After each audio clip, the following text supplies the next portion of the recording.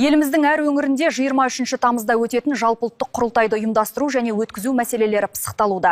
Бүгін өңірге жұмыс сапарымен келген орталық сайлау комиссиясы төрағасының орынбасары жергілікті атқарушы орган өкілдерімен кездесу өткізді. Ол бірқатар сайлау учаскелерінің жұмысымен танысты. Ел тарихында 145 депутаттан тұратын бір палаталы құрылтай сайлауы алғаш рет орын алып жатыр. Сондықтан мемлекет тарихындағы елеулі оқиғаны өткізуде аймақтардың дайындығы маңызды. Өңірді аралаған орталық референдум комиссиясының хатшысы сайлау учаскелерімен танысып, жергілікті комиссия мүшелерімен пікір алмасты. Онда мүмкіндігі шектеулі жандар үшін барлық жағдайда қамтамасыз ету мәселесі қаралды. Бұдан бөлек әр учаскеде ақпараттық материалдардың жеткілікті болуын қадағалау керектігін атап өтті. Біздің сайлаушылардың бір бөлігі енді өкінішке орай жаңағы ерекше қажет талап ететін ағайындар. Сондықтан бүгін көріп жатсыздар, осы топ үшін біз барлық мүмкіндік кіреберістегі пандустан бастап, ішіндегі біздің трафаретіміз бар, брайль харіппен жасалған, арнайы бұрышымыз бар, кендеу кабинамыз бар, кіретіндей жаңағы біз осы жағынан толық жағдай жасатырмыз.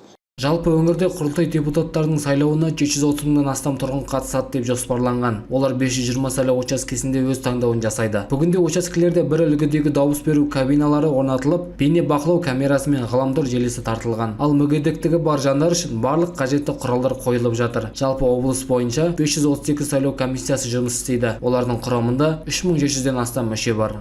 Сайлаушылардың дауыс беруін ұйымдастыратын 520 сайлау учаскелері қажетті жабдықтармен толық қамтамасыз етілген. Олардың 21 жабық учаскелер санатында облыста және Тараз қаласы мен аудандарда сайлауды ұйымдастыру мәселелері бойынша үйлестіру штабтары құрылды. Бүгінгі күнге 3 штаб отырысы өтіп, жауапты тұлғаларға тиісті тапсырмалар берілді.